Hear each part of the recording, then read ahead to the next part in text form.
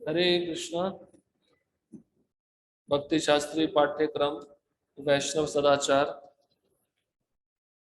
पिछले सत्र में हमने थोड़ा परिचय पे चर्चा किया था, जिसमें चैतन्य महाप्रभु सनातन गोस्वामी को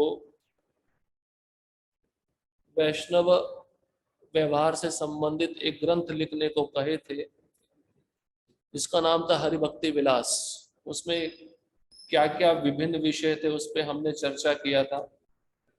उसके साथ ही साथ वैष्णव आचरण के संबंध में कुछ मूलभूत सिद्धांत होते हैं, उस पर भी हमने चर्चा किया था। आज हम प्रथम अध्याय वैष्णव सदाचार का, जिसका शीर्षक है श्री कृष्ण का एक वैष्णव भक्त बनना, इस पे चर्चा करेंगे। भक्त वैष्णव कौन है? हम कब किसी को एक भक्त मान सकते हैं? इस प्रश्न के कई उत्तर हो सकते हैं। भगवान चैतन्य ने कहा कि यदि कोई एक बार भी कृष्ण का नाम लेता है तो वह भक्त है तथा उसका सम्मान किया जाना चाहिए। साथ ही जब कोई कृष्ण को समर्पण करता है तो वह भी भक्त है। कृष्ण कहते हैं, अहम त्वाम सर्व पापेभ्यो। भगवद गीता 18 अध्याय 66वां श्लोक। एक वैष्णव भगवान विष्णु या कृष्ण का शुद्ध भक्त होता है। तो वैष्णव कौन है? भक्त कौन है जो हरि नाम ले रहा है, जप कर रहा है? यहाँ पर एक उदाहरण देते हैं कि चैतन्य महाप्रभु स्वयं कहे कि जो एक बार भी अपने मुख से कृष्ण का नाम उच्चारण करता है उसको भक्त मानना चाहिए, उसको वैष्णव मानना चाहिए, उसका सम्मान भी करना चाहिए। नाम लेने के साथ साथ उस भक्त के अंदर कृष्ण के प्रति समर्पण भी होना चाहिए, तभी वह भक्त कहलाएगा। खाली नाम ले रहा है लेकिन सेवा के प्रति समर्पित भाव नहीं है या अपने वरिष्ठों के प्रति समर्पित भाव नहीं है, तो वह भक्त नहीं कहलाया जा सकता। उसकी भक्ति आभास मात्र पे रहेगी, कनिष्ठ स्तर पर रहेगी। तो एक वैष्णव कृष्ण का सतत नाम भी लेता है और कृष्ण को समर्पित भी होता है। ये दो लक्षण बताते हैं। अब वैष्णव कैसे बना जा सकता है? शास्त्रों में कुछ नियम बताए गए हैं, कुछ निम्नलिखित संदर्भ है जिसके द्वारा हम समझ सकते हैं कि वैष्णव कैसे बना जा सकता है। पहला है, हम सभी श्री कृष्ण के अत्यंत सूक्ष्म अंश हैं। जैसे जैसे हमारी कृष्ण भावना विकसित होगी वैसे वैसे हम स्वाभाविक रूप से विकसित होंगे और हमारे दिव्य गुण प्रकट होंगे। शुरुआत में आप देखते हैं ना, कली होता है, वो कली पूरी तरह से खिला नहीं होता है, उसको समय लगता है खिलने में। उसके कुछ स्तर होते हैं, उसके कुछ स्टेजेस होते हैं। उसी प्रकार से नया नया कोई व्यक्ति भक्ति में आता है तो वो शुद्ध भक्त नहीं मान लिया जाता। जैसे जैसे समय बीतेगा, भक्तों का संग करेगा, उसमें ज्ञान बढ़ेगा, धीरे धीरे वह परिपक्व होता है। उसी प्रकार से जो भक्ति के दिव्य गुण हैं वह उसमें विकसित होते हैं जब वह ज्यादा समय भक्ति में बिताता है और शुद्ध भक्तों के संग में रहता है। क्यों? क्योंकि ये जीवात्मा कौन है? ये कृष्ण का अंश है। ममे वांशो जीवलोके जीवभूत सनातना। ये कृष्ण का सनातन अंश है। तो कृष्ण में जो गुण है वो ही गुण इसमें भी है, लेकिन अभी वह गुण पूरी तरह से आवृत हो गए हैं। आवृत मतलब ढक गए हैं। जैसे कोई शीशा होता है, उसको साफ ना किया जाए तो कुछ लंबे समय के बाद में धूल से ढक जाता है, उसमें आप अपना चेहरा स्पष्ट रूप से नहीं देख सकते। उसी प्रकार से हम नित्य शुद्ध हैं आत्मा के रूप में, लेकिन जब हम इस भौतिक जगत में गिरे तो हमारा प्रकृति के तीन गुणों के संग के कारण आवरण हो गया। हमारा जो शुद्ध चेतना था वह दूषित हो गया। जैसे प्रभुपाद जी एक उदाहरण देते हैं, जो जल का बूंद होता है वर्षा का, बहुत स्वच्छ होता है, साफ होता है, ऊपर से तो गिरता है, साफ होता है, लेकिन जैसे गिरकर पृथ्वी को स्पर्श करता है, मिट्टी से उसका संपर्क होता है तो कीचड़ बन जाता है, दूषित हो जाता है। उसी प्रकार से ये जीवात्मा रूपी अंश एक कण है, बहुत सूक्ष्म कण है। तो भगवान के सानिध्य में रहता है तो उसके सभी गुण प्रकट रहते हैं। लेकिन जैसे ही वह भगवान के सानिध्य को छोड़ता है, इस भौतिक जगत में आता है, तो अपनी पहचान को सबसे पहले भूल जाता है। उसकी पहचान क्या है? जीवेर स्वरूपोय कृष्णेर नित्यदास। और जब इस चेतना को भूल जाता है तो उसके मन में स्वाभाविक रूप से इस संसार के विषयों के प्रति भोग वासना जागृत हो जाती है, और प्रकृति के 3 गुणों का संग भी मिलता है। इसके कारण वह कृष्ण को हमेशा भूले रहता है। कृष्ण भूलिया जीव भोग वांछा करे, निकटस्थ माया तारे झपटिया धरे। कृष्ण को भूलकर ही जीव इस संसार में भोग करने की इच्छा से आया है, लेकिन कृष्ण की जो त्रिगुणमयी माया है उसके पास में ही रहती है। और जब वह माया देखती है कि ये जीव भोग करने की इच्छा से आया है कृष्ण को भूलकर, तो तुरंत क्या करती है? झपट लेती है, उसको पकड़ लेती है। तो जैसे जैसे भक्ति में हम भक्तों का संग करते हैं, दिव्य ज्ञान प्राप्त होता है, उस ज्ञान को हम अपने जीवन में उतारते हैं, तो हमारे अंदर वह गुण पूर्ण रूप से विकसित होने लगते हैं। जैसे एक छोटी सी कली है, उसके बाद में थोड़ा खिलती है, फिर और खिलती है, तो पूर्ण रूप से खिल जाती है तो उसमें सुगंध आने लगता है, उसका सौंदर्य बढ़ जाता है। उसी प्रकार से भक्त का सौंदर्य कब बढ़ता है? जब वह भक्ति के पराकाष्ठा पर पहुंच जाता है। वैष्णव कैसे बना जा सकता है? दूसरा उपाय बताते हैं। इस कृष्ण भावना को विकसित करने की सर्वोच्च विधि पवित्र नाम का जप है। तो वैष्णव बनना है तो सबसे श्रेष्ठ कार्य क्या है? नाम जप। इसलिए प्रभुपाद जी कहते हैं भक्ति में हमारी जो प्रक्रिया है, हम कितना प्रगति कर रहे हैं, ये किस पे निर्भर करती है? हमारे नाम जप पे निर्भर करती है। अगर आप नाम अपराध युक्त ले रहे हो तो आपकी प्रगति नहीं हो पाएगी। प्रगति होगी तो बहुत मंद गति से होगी, उसको बहुत सारा लंबा समय लगेगा, कई जन्म भी लग सकते हैं। लेकिन जब नाम अपराध को लांग कर पार करके जब व्यक्ति नामाभास पे आता है, जिसमें भौतिक इच्छाएं लगभग समाप्त हो जाती है, तो उसमें प्रगति थोड़ी और गति बढ़ जाता है प्रगति के प्रति। और जब शुद्ध नाम पे आता है तो इसका जो भक्ति में प्रगति होता है बहुत तेज होता है, क्योंकि सारे कल्मश, सारे अनर्थ नष्ट हो चुके होते हैं।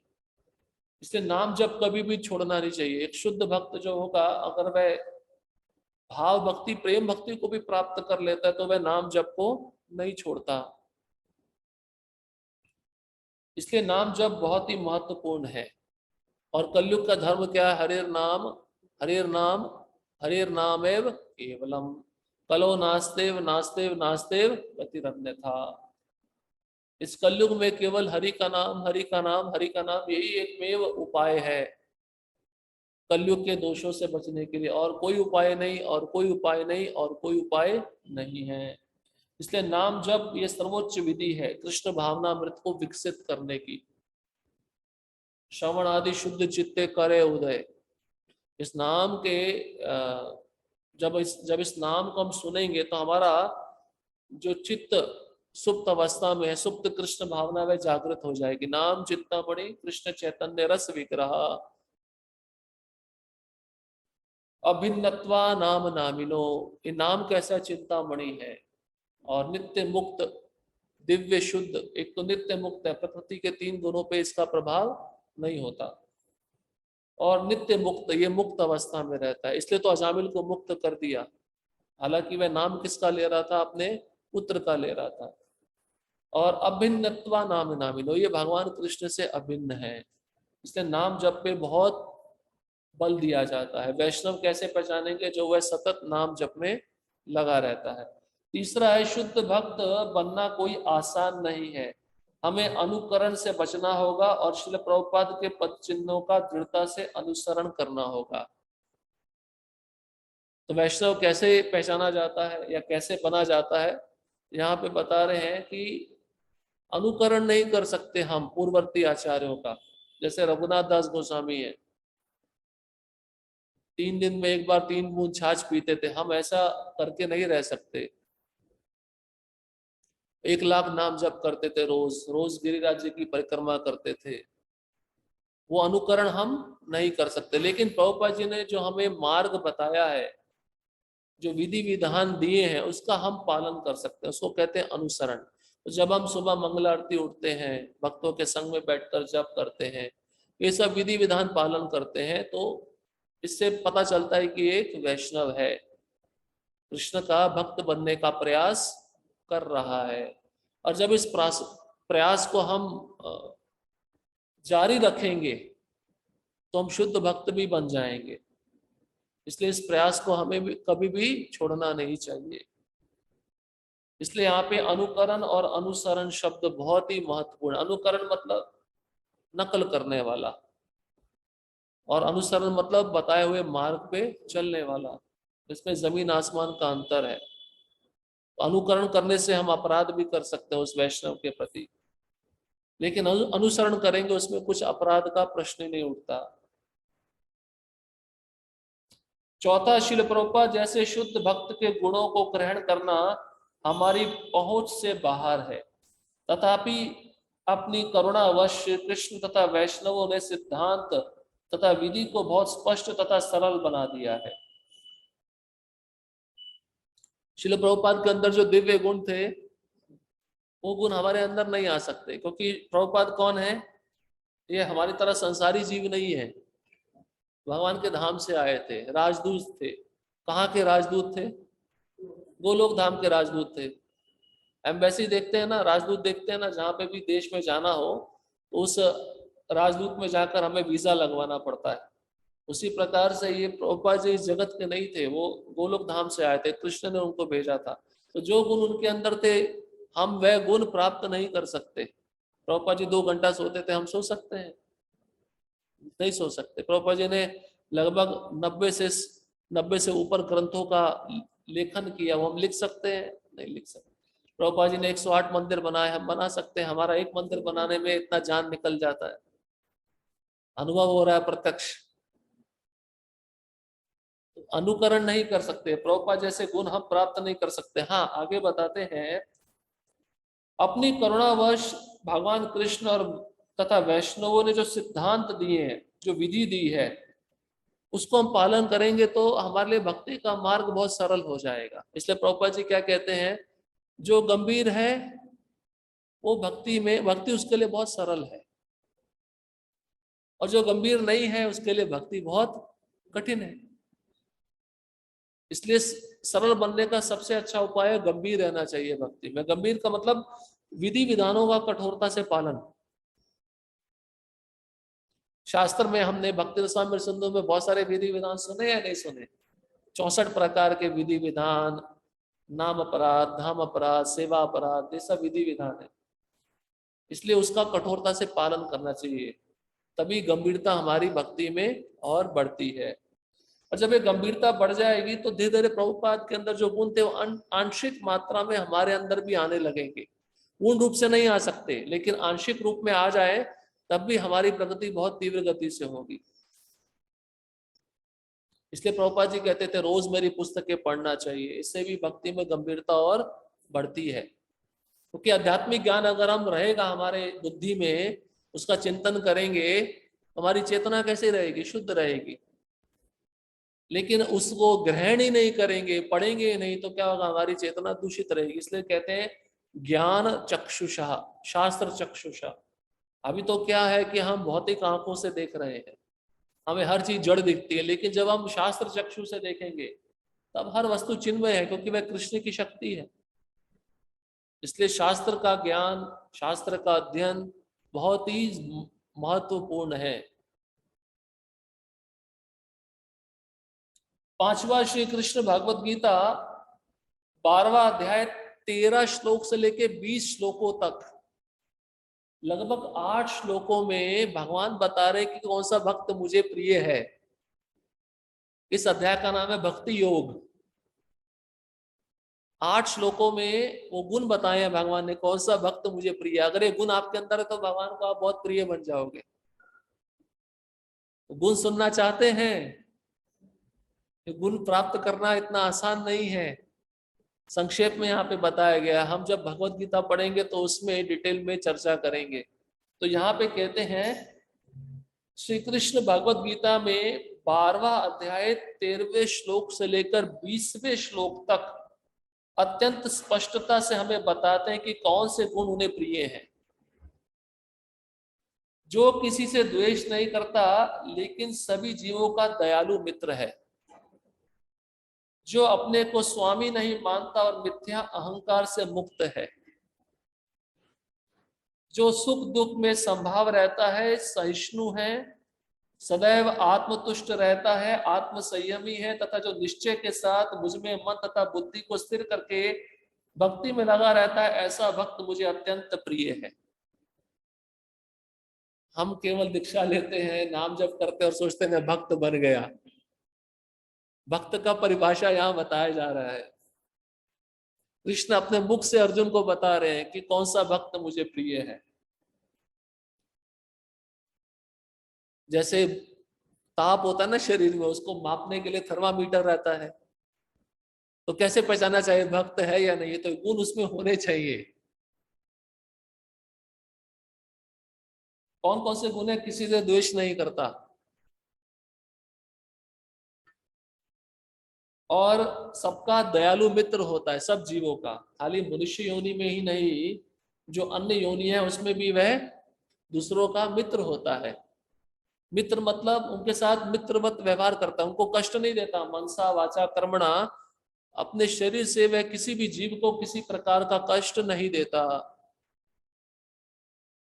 उसके पश्चात उसके अंदर स्वामित्व की भावना नहीं रहती, मतलब हर वस्तु का भोक्ता मैं हूं, नहीं, हर वस्तु किसकी है? कृष्ण की है। उसके मन में ये भाव रहता है।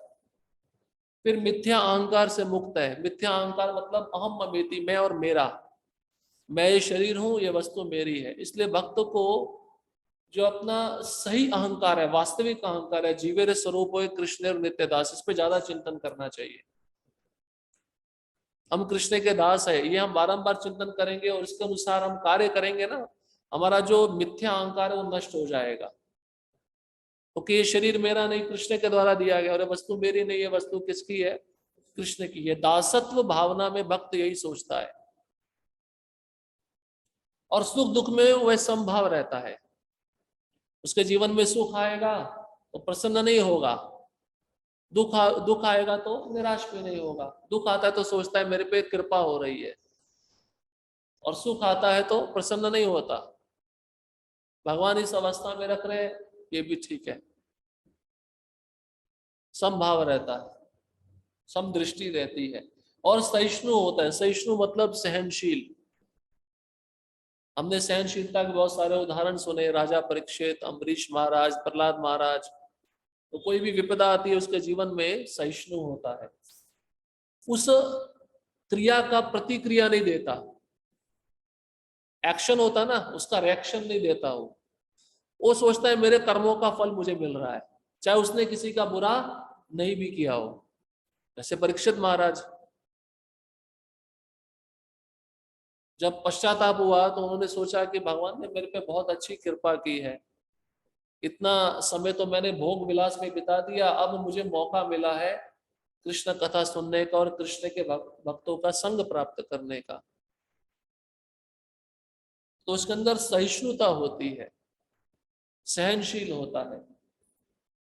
इसके पश्चात आत्मतुष्ट रहता है। आत्मतुष्ट मतलब संसार की किसी वस्तु की उसको इच्छा नहीं रहती है, भगवान जिस स्थिति में रखते हैं उसमें संतुष्ट रहता है। इसको आत्माराम भी कहते हैं। जैसे सुखदेव गोस्वामी थे, जिनको संसार से कुछ लेना देना नहीं, आत्मतुष्ट। अजगर वृत्ति भी आत्मतुष्ट कहलाती है। माधवेंद्र पुरी भी आत्मतुष्ट थे, किसी से कुछ याचना नहीं करते थे। अगर स्वयं से आ जाता था तो खा लेते थे, नहीं तो उपवास रखते थे। उसको कहते हैं आत्मतुष्ट। अब प्रसाद की पंक्ति में बैठे हैं, कोई वस्तु हमें अच्छी लग रही है लेकिन आ नहीं रही है तो मांग रहे हैं, बार बार बुला रहे हैं, आत्मतुष्टता नहीं कहलाती। तो शास्त्र में बताया गया है कि अजगर वृत्ति, अजगर एक जगह पड़ा रहता है और भगवान की इच्छा से उसके पास कोई भोजन आता है तो स्वीकार कर लेता, नहीं तो इच्छा व्यक्त नहीं करता है। तो साधु को आत्मतुष्ट रहना चाहिए। भक्त को आत्मतुष्ट रहना चाहिए, चाहे वो ब्रह्मचारी हो, चाहे गृहस्थ हो, चाहे वानप्रस्थ हो, चाहे सन्यासी हो। ये गुण ऐसा नहीं है कि केवल ब्रह्मचारी सन्यासियों के अंदर होने चाहिए, गृहस्थ के लिए भी ये नियम लागू है। इसलिए शास्त्र यही कहता है जितना आवश्यक है उतना ग्रहण करो, और ज्यादा आ गया वो कृष्ण को दे दो। लेकिन इसका विपरीत होता है, ज्यादा आ गया तो हम अपने पास में दबा के रखते हैं। तो शास्त्र कहता है आप ज्यादा दबा के रखोगे तो चोर उचक्के जो सरकारी लोग हैं टैक्स के रूप में, और नहीं तो आपके घर के परिजन ही लूट लेंगे। तो घर के परिजन दस्यु बोलेंगे, दस्यु मतलब शत्रु, और व्यक्ति बहुत प्रसन्नता पूर्वक उनको देता रहता है। देखा आपने, शास्त्र बोलता है चोरी कर रहे हैं आपकी, लेकिन आपको क्या लगता है, चलो मेरा पुत्र मुझसे पैसा मांग रहा है तो उसको देने में क्या जाता है। शास्त्र कहता है चोरी है, यही चोर आपके घर में बैठे हुए हैं, जैसे इंद्रिय रूपी चोर आपके शरीर में बैठा हुआ है। चोर आपको लूट लेंगे एक दिन, जैसे घर के लोग आपको लूट लेते हैं ना, अंतिम समय में व्यक्ति मरता नहीं है तो उसको खाने में जहर देके मार देते हैं प्रॉपर्टी के लिए। ये लूटना नहीं है तो और क्या है। इसलिए आत्मतुष्ट रहना चाहिए। आगे कहते हैं आत्म संयमी, मतलब इंद्रियों पे और मन पे पूरा नियंत्रण होना चाहिए भक्त का। ये नहीं कि, इसलिए कृष्ण कहते हैं मिथ्याचारी मत बनो, मतलब साधु का वेश तो बनाया है पर इंद्रियां विषयों का चिंतन कर रही है। शुरुआत में करेगी, भक्त थोड़ा प्रयास करता है, लेकिन गंभीरता वो पूर्वक प्रयास करता है तो इंद्रियां नियंत्रित होने लगती हैं। अब ऐसा नहीं कि इंद्रियों को पूरी खुली छूट दे दो और वो भटक रही हैं, विषयों का भोग करना चाहती है, तो ये आत्म संयम का परिभाषा नहीं है। इसलिए इंद्रियों पर योगी जो होते हैं बहुत सतर्क रहते हैं। उदाहरण देते हैं भागवत में, जैसे शिकारी शिकार को जाल में फांस कर ले जाता है तो उस शिकारी की नजर हमेशा शिकार पे रहती है। अगर मैंने अपनी नजर हटा दी तो शिकार जाल में से निकलकर भाग जाएगा। उसी प्रकार से योगी क्या करता है, अपनी इंद्रियों को तपस्या के द्वारा नियंत्रण में लाना चाहता है। उसको भय रहता है अगर जरा से भी मैंने इंद्रियों को छूट दे दी तो ये मुझे पतन की ओर लेकर चली जाएगी। और कृष्ण गीता में उदाहरण देते हैं, नाव जब समुद्र में चलती है तो हवा जिस दिशा में होगी तो उसी दिशा में नाव जाएगी। तो दीपक की जो लौ होती है एकदम स्ट्रेट होती है जब आप उसको चिमनी से ढक देते हो, लेकिन चिमनी हटा दोगे उस पर हवा लगेगी तो हिले डुलेगी। उसी प्रकार से अगर हरि नाम नहीं लोगे, शुद्ध भक्तों का संग नहीं लोगे, तो आपकी जो चित्त रूपी लौ है ये हिलती रहेगी, विषयों के ऊपर जाती रहेगी। इसलिए वो सीधी होनी चाहिए। उसके पश्चात कृष्ण अब मुख्य गुण बता रहे हैं। कहते हैं निश्चय के साथ मुझमें मन तथा बुद्धि को स्थिर करके भक्ति करता है। निश्चय के साथ, निश्चय मतलब दृढ़ संकल्प, मन और बुद्धि को मुझ में लगाता है, उसको मैं प्रिय मानता हूं, वो मेरा भक्त है। ऐसा है कि नहीं है कि निश्चय थोड़ा कोमल है, दृढ़ता थोड़ा कोमल है। स्थिरता होनी चाहिए। स्थिरता मतलब जो संकल्प लिया उसको पूर्ण करना है। जैसे ध्रुव महाराज जैसा दृढ़ निश्चय, दृढ़ संकल्प। प्रभुपाद जी हमेशा उदाहरण बताते हैं बूढ़ी स्त्री का। प्रभुपाद जी कहते हैं जब से मैं वृंदावन में आया तो एक स्त्री को मैं देखता था रोज यमुना से जल लेकर राधा दामोदर के अभिषेक के लिए जाती थी, और इसको मैं नित्य नियम से रोज देखता हूँ। और जब मैं विदेश गया, विदेश से प्रचार करके आया हूँ, तब से मैं उसी स्त्री को वही सेवा करते देख रहा हूँ। चाहे उसके शरीर में कष्ट हो, बूढ़ी हो गई, आंधी तूफान सर्दी गर्मी कुछ नहीं। तो निश्चय, इसको कहते हैं निश्चय। निश्चय के साथ मन और बुद्धि कृष्ण में स्थिर हो जाती है। शुरुआत में थोड़ा कष्ट होता है, लेकिन इसलिए भक्तों को क्या लगता है, जब हम जप करने बैठते हैं तो मन नहीं लग रहा, हमारी बुद्धि स्थिर नहीं हो रही। लेकिन उस प्रोसेस को करते रहो, और कृष्ण एक अभ्यास भी बताते हैं, प्रैक्टिस बताते हैं। आपका मन जहां जहां जाता है उसको खींच के वापस लाओ। हम खींच के नहीं लाते हैं, तो फिर कृष्ण उसमें हमारी मदद क्यों करेंगे। कृष्ण बोलते हैं जब ये मदद करने को, ये मेरा जो कहा हुआ सुनने को तैयार नहीं है तो मैं इसको मदद क्यों करूं। इसलिए हमें प्रयास करना पड़ेगा, थोड़ा हम खींच के लाएंगे तो कृष्ण मदद करेंगे। अब आगे कहते हैं जिससे किसी को कष्ट नहीं पहुंचता। ये जो गुण है ये अग्नि के अंगारों पे चलने वाले गुण है। कृष्ण इसलिए बताया था पहले, कृष्ण कोई सस्ते नहीं है। कोई बाजार में बिकाऊ वस्तु नहीं है, चीप नहीं है जो आप ऐसे खरीद लोगे। आपको खरीदना है ना कृष्ण को, ये गुण होने चाहिए, ये कीमत आपको चुकानी पड़ेगी। कहते हैं जिससे किसी को कष्ट नहीं पहुंचता तथा जो अन्य किसी के द्वारा विचलित नहीं किया जाता। मतलब अपने मन से, वाणी से, शरीर से वह किसी को कष्ट भी नहीं पहुंचा रहा और दूसरा व्यक्ति उसको कष्ट दे रहा है तो वह विचलित भी नहीं हो रहा। दोनों चीजें होनी चाहिए। जरा सी बात हमें कितना मन पे लग जाती है, हाँ, उसका हम इतना चिंतन करते हैं, लगभग एक हफ्ते तक वो बात हमारे मन से जाती नहीं, और जब के समय ज्यादा चिंतन होता है, क्योंकि कृष्ण आपको दिखाना चाहते हैं रिफ्लेक्शन। तुमने जैसा बीज बोया था वैसा तुमको मिलेगा, तुम्हारा जैसा कर्म का फल है तुम्हें भोगने को मिलेगा। ये बहुत बड़ी तपस्या है। तपस्या ये नहीं है कलयुग में कि बर्फ के बीच में बैठ जाओ, चारों तरफ अग्नि लगा के उसके बीच में बैठ जाओ, ये तपस्या है। भक्तों के संग में रहना सबसे बड़ी तपस्या है।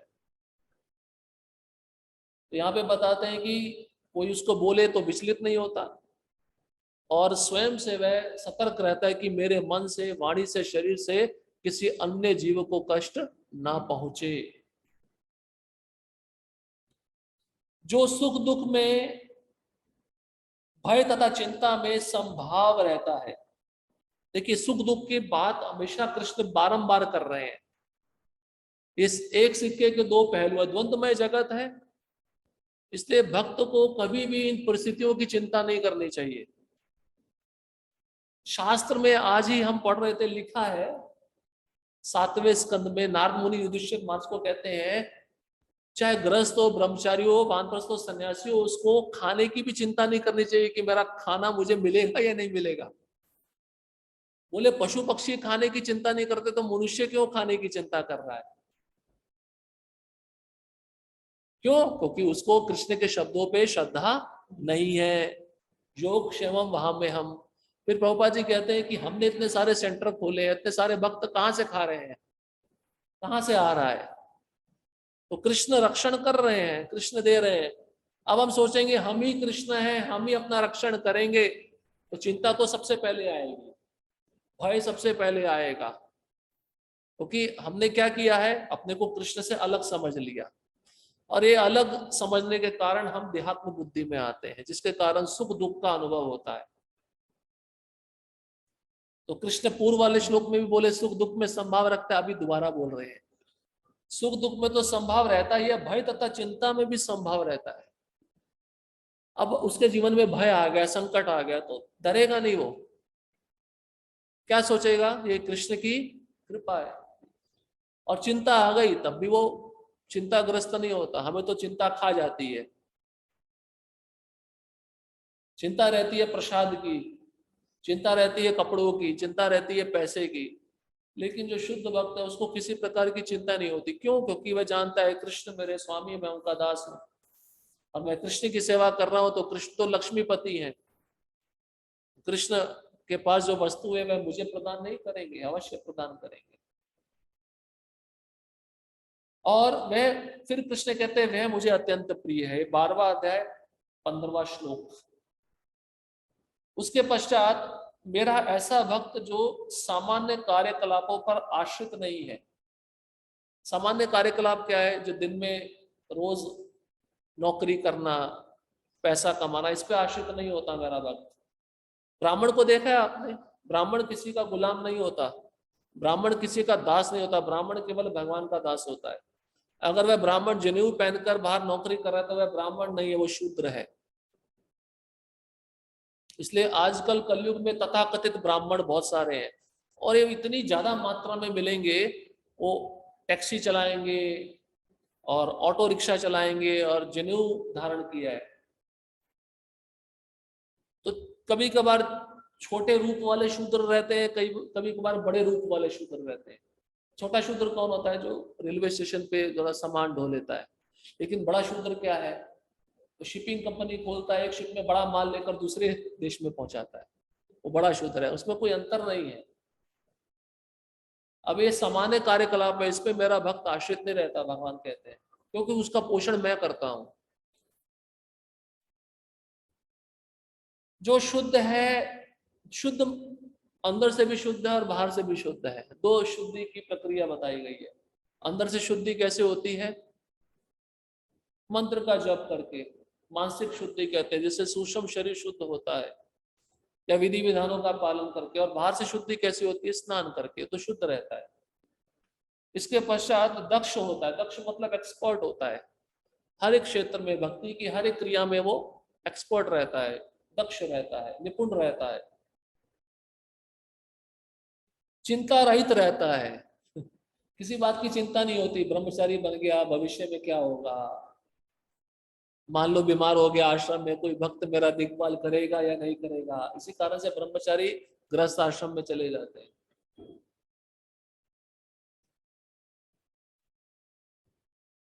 और फिर अब प्रॉब्लम क्या होता है, चला गया, आश्रम भी बदल लिया, फिर वहां पे भी उसको सुकून नहीं मिलता। सोचा था कि मैं किसी का आश्रय लूंगा, लेकिन क्या होता है, वही उस पर आश्रित हो जाता है, उसके लिए उसको कमाना पड़ता है। तो चिंता नहीं होती है भक्त को, गृहस्थ को भी चिंता नहीं होती है। इसलिए आप देखिए, जो गृहस्थ निष्ठापूर्वक सेवा करें, ज्यादा समय वो कृष्ण भावना भावित समय व्यतीत करते हैं। हमने जब उपदेशामृत पढ़ा था, निरपेक्ष एक गृहस्थ होता है, निरपेक्ष होता है, सापेक्ष होता है। निरपेक्ष मतलब जो पूरा फुल टाइम है, भगवान को जिसने अपना जीवन, अपना पूरा परिवार समर्पित कर दिया। मानस देह गेह जो किछु मोरा, अर्पिलु तुआ पदे नंद किशोरा, भक्ति मनोहर ठाकुर कहते हैं, मेरा जो कुछ भी है वह आपका है कृष्ण। इसलिए उसको चिंता नहीं रहती, क्योंकि वह यही सोचता है कि ये मेरा नहीं, कृष्ण का है, और जो भी आएगा कृष्ण मेरे को प्रदान करेंगे। समस्त कष्टों से रहित और किसी फल के लिए प्रयत्नशील नहीं रहता। अब उसको चिंता ही नहीं है, तो किसी प्रकार का कष्ट भी नहीं सताएगा, और किसी प्रकार के फल की कामना उसके अंदर नहीं रहती है। फल की इच्छा कभी कभार देखा जाता है भक्तों में, जब नए नए भक्ति में आते हैं तो हम अच्छे से सेवा करेंगे, वरिष्ठ की आज्ञा का पालन करेंगे, तो भविष्य में हमें ये पद मिल जाएगा, ये फल की इच्छा रहती है। लेकिन जो शुद्ध भक्ति के मार्ग पे है, जिसका जीवन का लक्ष्य कृष्ण है, उसके मन में ऐसी फल की इच्छाएं कभी भी नहीं उठती। अब कभी कभार फल की इच्छा उठती है, चलो कुछ नियोजन बन जाए, पासपोर्ट निकाल के अमेरिका चला जाए। ये अमेरिका पृथ्वी का स्वर्ग माना गया, चलो स्वर्ग में तो नहीं जा सकता है, लेकिन अमेरिका को वो स्वर्ग मानता है। और अमेरिका में जो माताएं रहती है उसको अप्सराएं मानता है, उससे विवाह हो जाए, ये सब फल की कामना होती है। तो ये फल की इच्छा उस भक्त में नहीं रहती। इसके पश्चात कृष्ण कहते हैं, जो ना कभी हर्षित होता है ना शोक करता है, जो ना तो पछताता है ना इच्छा करता है, तथा जो शुभ तथा अशुभ दोनों प्रकार की वस्तुओं का परित्याग कर देता है, ऐसा भक्त मुझे अत्यंत प्रिय है। जो कभी खुश नहीं होता, उसका कुछ बहुत ही पसंदीदा वस्तु होगा, उसको मिल जाए, खुश नहीं होता। और साथ कहते हैं, कभी शोक नहीं करता। वही वस्तु अगर विलग हो जाए, दूर हो जाए, बिछड़ जाए, तो उससे शोक भी नहीं आता। इसलिए क्या कहते हैं, ब्रह्मभूत प्रसन्न आत्मा न शोचती न कांक्षती। ना वह शोक करता है ना वो इच्छा करता है। ये दो गुण बताए हैं ब्रह्मभूत स्तर पे। समा सर्वेषु भूतेषु मद भक्तिम लभते पराम, समदृष्टि रहता है, तभी वह मेरी भक्ति को प्राप्त करता है। आप ऐसा मत समझो कि हम 16 माला जप कर रहे हैं, हमारी भक्ति चल रही है। जब तक ये गुण नहीं आते तब तक भक्ति प्रारंभ नहीं होगी। अभी हमारी भक्ति आभास मात्र में चल रही है, परछाई के मात्र में। अच्छा है ये भी, something is better than nothing, ना से कुछ तो अच्छा है। लेकिन इस प्रक्रिया को, इस प्रोसेस को जारी रखना होगा। इसलिए पहले बता दिया, शुद्ध भक्ति का मार्ग आसान नहीं है। इस पे टेस्टिमनी होगा, परीक्षाएं ली जाएंगी। जो ना तो पछताता है, उसको कोई शोक नहीं रहता, तो पछताना किस बात का है। प्रभुपाद पछताए थे, उनका फैक्ट्री जल गया, पछताए थे, वो हंस रहे थे। कृष्ण ने, मेरा एक ही आसक्ति था, ये भी कृष्ण ने छीन लिया। अभी मैं पूरी तरह से कृष्ण को समर्पित हो सकता हूं। और न इच्छा करता है तथा जो शुभ तथा अशुभ दोनों प्रकार की वस्तुओं का परित्याग कर देता है, क्योंकि कोई भी वस्तु इस संसार में शुभ नहीं है। वो हमारा स्पेकुलेशन है, तर्क वितर्क है। प्रकृति के 3 गुणों से हर एक वस्तु संबंध रखे हुई है, तो वह दूषित अवस्था में है। तो दोनों प्रकार की वस्तुएं शुभ अशुभ को त्याग देता है। जो मित्रों तथा शत्रुओं के लिए समान है, जो मान तथा अपमान, शीत तथा गर्मी, सुख तथा दुख, यश तथा अपयश में संभाव रखता है।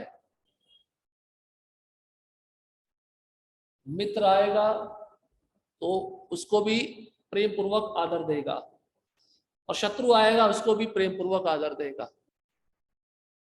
भक्त का ये गुण। और आगे बताते हैं मान तथा अपमान। मान मतलब उसको सम्मान मिल रहा है, उसका जय जयकार हो रहा है, और अपमान मतलब उसकी निंदा हो रही है, तो दोनों में संभाव। इसके पश्चात शीत तथा गर्मी। ठंडी आ गया तो मैं भी स्नान नहीं करूंगा। रूपा जी बोलते हैं असली ब्राह्मण वही है जो ठंडी में ठंडे पानी से नहाता है। जो ब्राह्मण दीक्षा लेकर नहीं कर रहा वो नरक में जाएगा सीधा।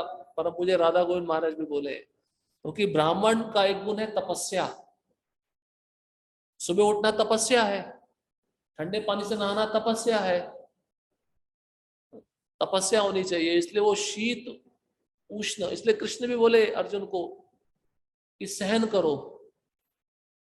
ताम स्थितिक्षस्व भारता। ये सुख और दुख कैसे है भक्त के जीवन में? सर्दी और गर्मी के समान है, आते जाते रहेंगे, इसलिए इसको सहन करो। तो प्रभुपाद जी वहां पे 2 उदाहरण बताते हैं। यही माताएं होती हैं, गर्मी में सहन करती हैं, अग्नि के पास कुकिंग करती हैं। तो इसका मतलब यह है कि इतना गर्मी लग रहा है, बाहर सूर्य तप रहा है और किचन में चूल्हा जल रहा है, तो मैं कुकिंग नहीं करूंगी, ऐसा नहीं। वो सहन करती है। और ब्राह्मण सुबह उठकर ठंडे पानी से स्नान करता है। 2 उदाहरण प्रभुपाद जी भगवत गीता के तात्पर्य में बताएं। सुख तथा दुख, देखिए तीसरी बार आ गया, सुख और दुख में संभाव रहना चाहिए। भगवान को पता है कलयुगी की जीव है, सुख आएगा तो बहुत खुश हो जाएंगे और दुख आएगा तो रोने लगेंगे, इसलिए भगवान तीसरी बार बोल रहे हैं सुख दुख में संभाव। इसलिए भगवान देखो जिस बात को ज्यादा जोर दे रहे हैं उस पर हमें ज्यादा ध्यान रखना चाहिए। सुख और दुख में संभाव। फिर यश तथा अपयश में संभाव। जो दूषित संगति से सदैव मुक्त रहता है, मतलब असत्संग में लिप्त नहीं होता, असत्संग से दूर रहता है और केवल भक्तों के संग में रहता है। और जो सदैव मौन और किसी भी वस्तु से संतुष्ट रहता है। मौन समझते हैं? मौन मतलब वैष्णव पद्धति के अनुसार कृष्ण कथा करना। ऐसा नहीं कि मुंह ही बंद कर लिया, कुछ बोलना नहीं है। अब बोलेंगे नहीं तो सेवा कैसे होगी? कई वक्त मौन रख लेते हैं, मौन नहीं रखना चाहिए। कृष्ण के बारे में बोलो, वो असली मौनी है। वो भक्त मौन रखता है जो केवल कृष्ण के बारे में बोलता है। और किसी भी वस्तु से संतुष्ट रहता है, जो किसी प्रकार के घर बार की परवाह नहीं करता। जो ज्ञान में दृढ़ है और जो भक्ति में संलग्न है, ऐसा पुरुष मुझे अत्यंत प्रिय है। ये 18वां और 19वां श्लोक और अंतिम श्लोक।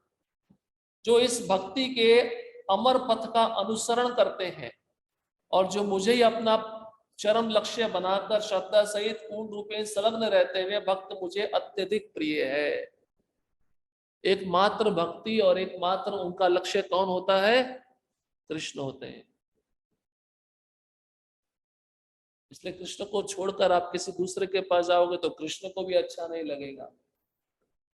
जैसे एक प्रेमिका को छोड़कर प्रेमी दूसरे के पास जाता तो प्रेमिका को अच्छा नहीं लगता है। इसलिए कृष्ण भी देखते हैं, पूर्ण निष्ठा होना चाहिए। ये सब मापदंड है भक्त बनने के। जब ये पूरी तरह से हमारे अंदर विकसित हो जाए तो समझ लेना फिर कुछ अभी बाकी नहीं बचा है। भगवत धाम का दरवाजा हमारे लिए खुल गया। जब तक ये गुण नहीं आएंगे तब तक हम जा नहीं सकते। अमर भक्ति सिद्धांत महाराज कहते हैं ये 26 गुण हैं, लेकिन उसमें सबसे महत्वपूर्ण गुण है कृष्ण एक शरणम, केवल कृष्ण का शरण। आपने वो गुण स्वीकार कर लिया, बाकी सारे गुण पीछे पीछे दौड़कर आ जाएंगे। कृष्ण एक शरणम या कृष्ण के भक्तों का शरण, बस और कुछ नहीं। ये इस बात को हमें अपने जीवन में उतारना है। तो ये सब भक्त बनने के मापदंड है। हम इन गुणों को कैसे विकसित कर सकते हैं, श्री रूप गोस्वामी बताते हैं उपदेशामृत श्लोक क्रमांक 3। कौन सा श्लोक है? अभी सारे गुण आपको बताए कैसे आएंगे। 2 ही श्लोक है उपदेशामृत के। उत्साह निश्चया धैर्यात् तत्तत् कर्म प्रवर्तनात् संग त्यागा सतो वृत्ते षड्भिर भक्तिर प्रसिद्ध्यति। ये 2 ही श्लोक है जो जीवन में उतारना है, इसलिए उपदेशामृत ऐसा ग्रंथ है जो आपको मध्यम अधिकारी बना सकता है। 11 श्लोक है, और इसमें से 2 श्लोक कौन से हैं जो भक्ति के अनुकूल क्या है और भक्ति के प्रतिकूल क्या है। ये 26 गुण आ जाएंगे 2 श्लोक स्वीकार करने से।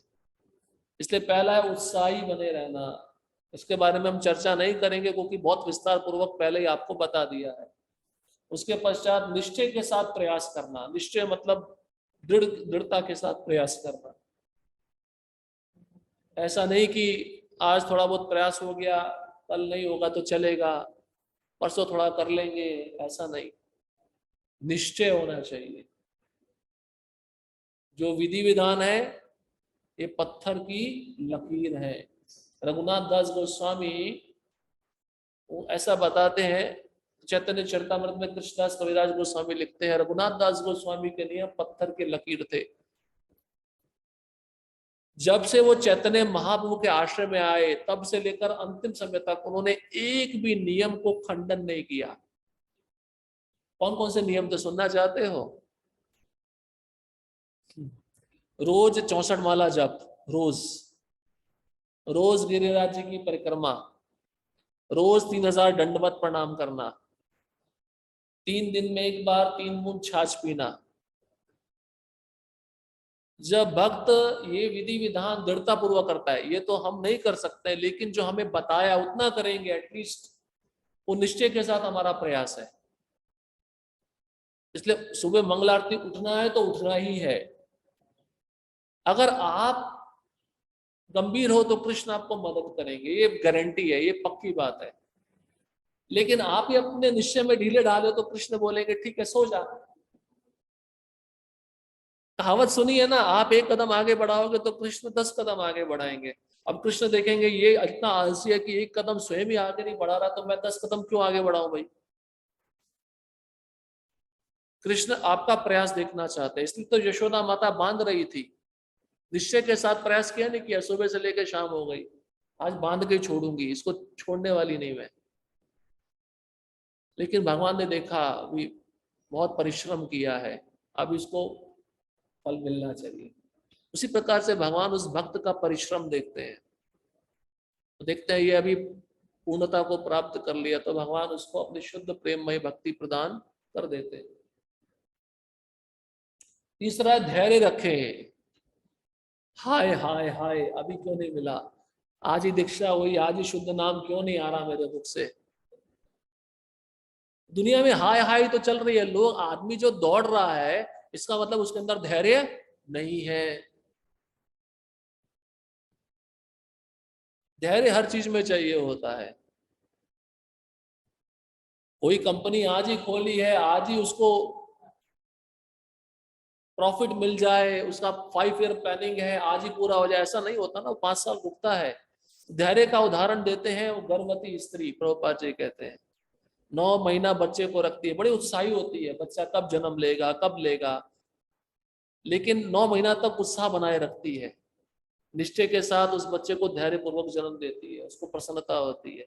देखिए प्रभुपाद जी का उदाहरण कितने प्रैक्टिकल है। भक्ति में भी धैर्य चाहिए, ये भक्ति इंस्टेंट नहीं है। हाँ कर्मा इंस्टेंट है, कर्मा आपको तुरंत मिलेगा, कर्म का फल तुरंत मिलेगा। भक्ति का फल मिलने में थोड़ा समय लगेगा, उसके लिए आपको धैर्य रखना होगा। इसलिए अनर्थ निवृत्ति बीच में आ जाता है आपके धैर्य की परीक्षा लेने के लिए। इसके पश्चात नियामक सिद्धांत जैसे श्रवण कीर्तन विष्णु स्मरणम, श्रवण जप और कृष्ण का स्मरण के अनुसार कार्य करे। तो ये जो भक्ति के विधि विधान है नवदा भक्ति, इसको हमें करते रहना चाहिए। और अभक्तों का संग त्याग करे, भौतिकतावादियों का संग, जो जननांग बोलते हैं, जननांग मतलब समझते हैं ना, अपने जीव और जनेंद्रियों की तुष्टि में लगे हैं, उनका संग बिल्कुल त्याग देना चाहिए। चैतन्य महाप्रभु क्या कहते हैं? कहते हैं अगर शेर का पिंजरा है और ऐसे व्यक्ति का संग है, मैं शेर के पिंजरे के अंदर जाना पसंद करूंगा। या दूसरा उदाहरण देते हैं, कोबरा बैठा है, सांप, उस व्यक्ति का संग मिल रहा है, दोनों का संग मिल रहा है, उस चैतन्य तो मैं सांप को गले में लपेट लूंगा पर उस व्यक्ति का संग नहीं करूंगा। क्यों? क्योंकि इनके काटने से तो एक ही बार मृत्यु होगी, उसका संग लेने से बार बार मृत्यु होगी, बार बार जन्म मिलेगा, ये कारण है। इसके पश्चात पूर्ववर्ती आचार्यों के पद चिन्हों पर चले। सतोवृत्ते, सतोवृत्ते कहते हैं पूर्ववर्ती आचार्यों ने जो मार्ग दिखाया है, महाजनों ये न गता सा पंथा, उस पे हमें चलना है दृढ़ता पूर्वक। ये भक्ति को बढ़ाने वाले 6 अंग हैं, और 6 अंग जो खत्म करने वाले हैं भक्ति को, कौन से हैं? कौन सा श्लोक है? कौन सा श्लोक है? भूल गए? अत्याहार प्रयासश्च प्रजल्पो नियमाग्रह जनसंगश्च लौल्यम च भक्षणिबिर भक्तिर विनश्यति। अत्याहार से शुरू होता है, ध्यान रखो। अत्याहार मतलब ज्यादा संग्रह, खाना भी ज्यादा इकट्ठा नहीं करना चाहिए। महाप्रसाद दबा के रख लिया अंदर, किसी को देना नहीं है, वो व्यक्ति फिर नहीं देगा तो स्वयं खाएगा, बीमार पड़ेगा, ज्यादा सोएगा, भक्ति नष्ट होगा। ज्यादा धन भी संग्रह नहीं करना चाहिए। और ऐसी वस्तुएं जो प्राप्त करने में बहुत कठिन है, उसके लिए प्रयास नहीं करना चाहिए। जैसे मर्सिडीज बेंज लेना है मुझे इसी मनुष्य शरीर में, मुंबई में लगभग 100 करोड़ का फ्लैट लेना है इसी जीवन में, इसको कहते हैं प्रयासश्च। ये सब प्रयास उस व्यक्ति के भक्ति को नष्ट कर देगा। वो प्रयास की भावना क्यों आती है? क्योंकि प्रतिस्पर्धा की भावना, मेरा जो पड़ोसी है वो मेरे से अधिक प्रगतिशील क्यों है, ईर्ष्या की भावना के कारण ये प्रयास करने की इच्छा उसके मन में पैदा होती है, जिसके लिए वह अधिक प्रयास करता है। और ऐसा प्रयास करता है जो श्रम कहलाता है, गधे की तरह काम करता है और फेन आता है उसके मुंह से। इसलिए वे उन बातों को भी स्पष्ट करते हैं जिससे कृष्ण भावना में हमारा विकास बाधित होता है। आवश्यकता से अधिक खाना या आवश्यकता से अधिक धन संग्रह करना, उन सांसारिक वस्तुओं के लिए अत्यधिक उद्यम करना जिनको प्राप्त करना अत्यंत कठिन है, सांसारिक विषयों के बारे में व्यर्थ बातें करना, प्रजल्प, जिन बातों का कृष्ण की भक्ति के साथ कुछ भी संबंध नहीं है उसके बारे में चर्चा करना मतलब समय की बर्बादी। चाणक्य पंडित कहते हैं एक क्षण भी चला गया, लाखों रुपया देके भी आप उस एक क्षण को वापस नहीं ला सकते। इसे प्रजल्प से बचना चाहिए। ऐसी चीजें जो ऐसा वार्तालाप, ये सब प्रजल्प में आता है। प्रजल्प को उदाहरण प्रभुपाद जी बताए थे, न्यूज़पेपर, क्रॉसवर्ड और पहेलियां सुझाना, नॉवल पढ़ना, ये क्रिकेट, ये सब प्रजल्प में आता है। इससे बचना चाहिए भक्त को। इसके पश्चात शास्त्रीय विधि विधानों को आध्यात्मिक उन्नति के लिए नहीं अपितु केवल नाम के लिए अभ्यास करना। शास्त्र में कुछ विधि विधान नहीं है तो अपनी शुद्धि के लिए नहीं, मेरा नाम कैसे बड़ा हो उसके लिए प्रयास करना। अब मंगलारती आना है, ऐसा नियम है कि पूरा महीना जो आएगा उसको इनाम मिलेगा, तो आएगा वो मंगलारती, कोई समस्या नहीं है। लेकिन किस लिए आएगा? इनाम के लिए आएगा, उससे प्रगति नहीं होने वाली। भाई मंगला आरती आना है कृष्ण की प्रसन्नता के लिए, कृष्ण का दर्शन करने के लिए, उसे नाम पाने के लिए आना है। तो ये नियम आग्रह दो बताए थे ना, आग्रह और आग्रह, डंडे का अंतर है। और दूसरा क्या है? अपने मन से स्वतंत्रता पूर्वक कार्य करना, विधि विधानों को ना मानना। ये दो भी भक्ति को नाश करने वाले अंग है, इसलिए इससे बचना चाहिए। आगे बताते हैं, ऐसे सांसारिक व्यक्तियों की संगति करना जो कृष्ण भावना अमृत में रुचि नहीं रखते। पहले वाले श्लोक में इसमें कोई अंतर नहीं है। इस अंग में उसमें कहा है कि भौतिकतावादी लोगों का संग त्याग दो, इसमें कहते हैं जो कृष्ण भावना भावित नहीं है उनका संग त्याग दो। अर्थ एक ही है। इसका मतलब ये डेंजरस चीज है, ये खतरनाक है भक्ति में। इसी इसी संग के कारण हमारा भक्ति खत्म हो जाता है। हमारे अंदर अपराध की भावना क्यों होती है? इसी असत्संग के कारण होती है। भक्ति में भी हम ऐसे भक्तों का संग करते हैं जो अपराधी होते हैं, जो दूसरों की निंदा करते हैं। उनका संग करने से हमारे अंदर ये भावना आ जाएगी। और अंतिम है, सांसारिक उपलब्धियों के लिए लालच करना, लौल्यम। लालच किस लिए करना चाहिए? भगवान के भक्तों का संग प्राप्त करने के लिए, कथा श्रवण करने, ये लालच होना चाहिए, लालसा। लेकिन लालच अगर हम भौतिक जगत में इन विषयों को प्राप्त करने में लगाएंगे तो ये हमारा भक्ति का नाश कर देंगे। श्रील प्रभुपाद जो कि दयालु होने के साथ साथ व्यवहारिक भी थे, एक अत्यंत स्पष्ट और सरल निरीक्षण सूची प्रदान की जिससे हम कृष्ण भावनामृत में प्रगति कर सकें। हमारी कृष्ण भावनामृत विकसित करने की प्रक्रिया एकदम सरल और सीधी सादी है। यदि हम ईमानदारी से वैष्णवों के चरण कमलों की शरण ग्रहण करते हैं तथा लक्ष्य को प्राप्त करने के लिए तीव्र इच्छा दिखाते हैं तो निस्संदेह श्री चैतन्य महाप्रभु हम पर अपनी कृपा बरसाएंगे। अब यहाँ पे कहा जा रहा है कि सीधी और सरल है भक्ति की प्रक्रिया। गुण बता रहे हैं, ईमानदारी से हमें वैष्णव के चरण कमल स्वीकार करने चाहिए। ईमानदारी, प्रामाणिकता, कोई झूठ नहीं, कोई कपट नहीं होना चाहिए। कृष्ण भगवद गीता में कहते हैं ना, धोखा देने वालों में मैं सबसे श्रेष्ठ धोखेबाज हूं। ठीक है, आप भक्तों को धोखा दे दोगे, लेकिन आप कृष्ण को धोखा कैसे दोगे? वो तो अंदर ही बैठे हैं। इसलिए भक्तों के साथ प्रामाणिकता पूर्वक उनका संग करना, उनका आश्रय लेना। इसका मतलब गुरु से झूठ नहीं बोलना चाहिए, तब भक्ति आपके लिए बहुत सरल हो जाएगी। जो शिष्य गुरु से झूठ बोलते हैं, गुरु को गलत रिपोर्ट देते हैं, कृष्ण कभी संतुष्ट नहीं होने वाले। आपकी प्रामाणिकता है, आपने कुछ नहीं किया, आप सरल भाव में बोल दो मेरे से नहीं हो पाया, लेकिन झूठ मत बोलो, कपट मत करो। तो भक्ति देवी की कृपा नहीं होगी, कृष्ण की कृपा नहीं होगी। यहाँ पे बताया है, अगर भक्त ईमानदारी से वैष्णव के चरण कमल स्वीकार करता है तो लक्ष्य की प्राप्ति बहुत आसान हो जाती है और चैतन्य महाप्रभु उस पर कृपा करते हैं। कृष्ण को कपट पसंद नहीं है। कपट मतलब क्या होता है? अंदर से कुछ और बाहर से कुछ और। उसको इंग्लिश में कहते हैं डुप्लिसिटी, दोगलापन। मराठी में कहते हैं दोगलापन। इस संसार में यही तो चलता है। तो ये नहीं होना चाहिए भक्ति में, भक्ति की किसी भी क्रिया में नहीं होना चाहिए। अब कलेक्शन करके आए हैं 10,000 और बता रहे हैं 5,000 को कि 5,000 हमें अपनी जेब में डालना है, ये नहीं चलेगा। और अंत में बताते हैं, आत्मा में सभी दिव्य गुण पाए जाते हैं।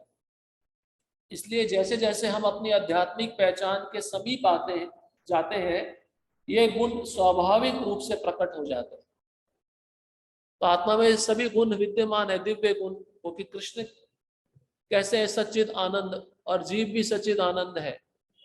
लेकिन वो गुण कब प्रकट होंगे? जब आप भक्ति में और तीव्रता पूर्वक आगे बढ़ते जाओगे, वो गुण प्रकट हो जाएंगे। सोना होता है ना, सोना आप उसको जितना आग में तपाओगे तो उतना वो निखर के आता है और भी वो शाइनिंग होता है।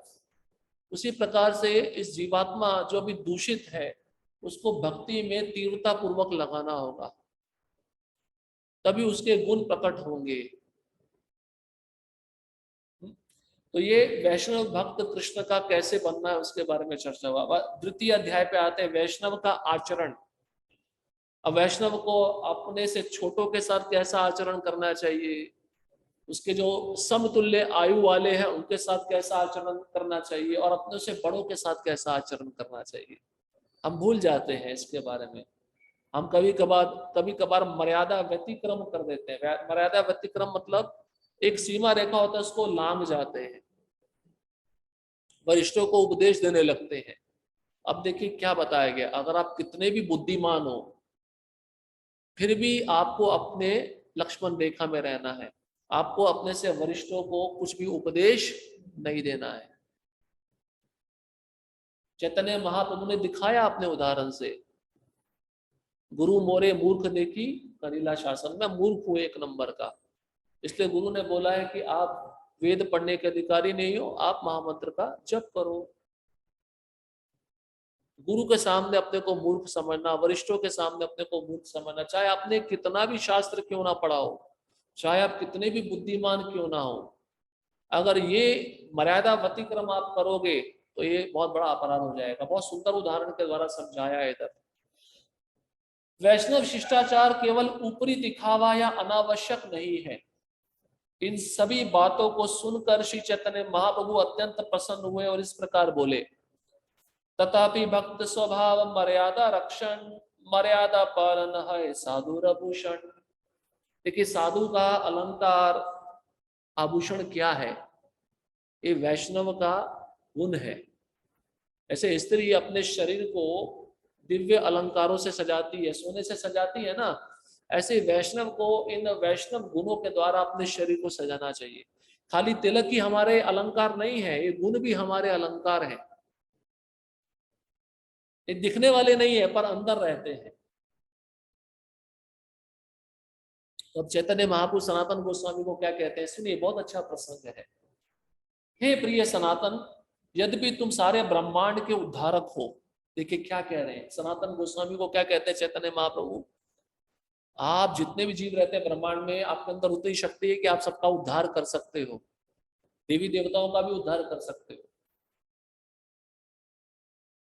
और देवता तथा बड़े बड़े संत तक तुम्हारे स्पर्श से शुद्ध बन जाते हैं। किंतु वैष्णव शिष्टाचार का पालन और रक्षण करना भक्त का गुण है, वैष्णव शिष्टाचार को बनाए रखना भक्त का आभूषण है। ऐसा क्यों कहा चैतन्य महाप्रभु ने, इसको मैं बताना चाहता हूं, बहुत आवश्यक है।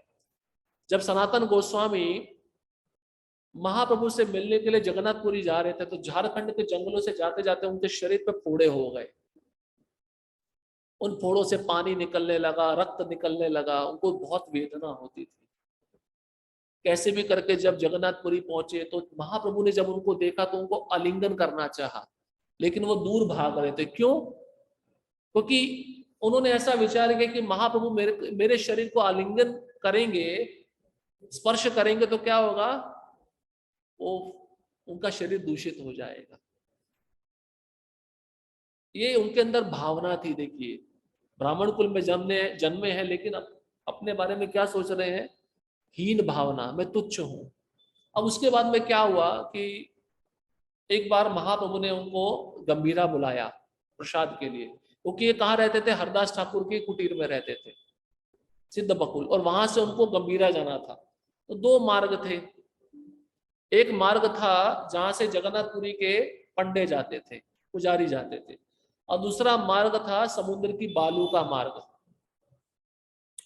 अब उस समय तप्त गर्मी पड़ रही थी, सूर्य की किरणें थी, सूर्य की किरणों से क्या हुआ, वो बालू तप्त हो गई, गर्म हो गई। तो नंगे पैर वह उस मार्ग को नहीं स्वीकार किए जहां से पुजारी जाते थे, वह समुद्र के मार्ग से, बालू के मार्ग से आया, उनके पांव में फफोले पड़ गए। और जैसे ही पहुंचे महाप्रभु के पास, महाप्रभु ने उनको पूछा, अचानक से महाप्रभु की दृष्टि उनके चरणों पे गई और पूछा, सनातन तुम कौन से मार्ग से आए हो? तो उन्होंने स्पष्ट कहा, अगर मैं जगन्नाथ के जो पुजारी हैं, जिस मार्ग से वह भगवान को भोग लगाने जाते हैं, उस मार्ग से मैं जाता हूं, और अगर वह मेरा स्पर्श कर लेंगे तो वह दूषित हो जाएंगे, क्योंकि पुजारी की प्रक्रिया में बहुत सारा शुद्धिकरण होता है। इसलिए मैं इस मार्ग से आया जो बहुत ही तप्त बालू वाला था, जिस पर चलने से मेरे पांव में छाले पड़ गए। तो महाप्रभु इतने प्रसन्न हो गए, उनको आलिंगन दिया। इसलिए ये श्लोक बोला कि तुम्हारा जो व्यवहार है वो अलंकार है, तुम्हारा आभूषण है, और इस मर्यादा को, इस आभूषण को तुम्हें बनाए रखना है।